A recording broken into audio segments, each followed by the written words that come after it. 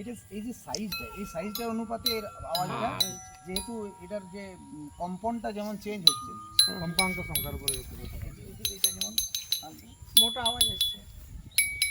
যত বড় হবে রিডটা যত বড় হবে মানে রডটা বড় মানে ইয়ে অনুসারে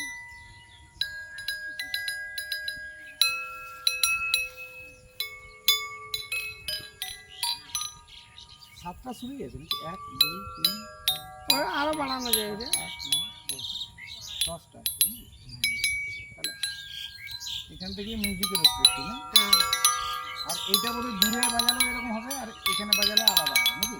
না না একই হবে। মাঝে বাজালে আলাদা হবে না? আর না না যে কোনো যে কোনো জায়গাতে একই হবে। না আলাদা আছে। এটা তো যত ইয়ে থাকবে তত বেশি হবে না, উপরের মান আর কোনো যাবে কম্পাউন্ডটা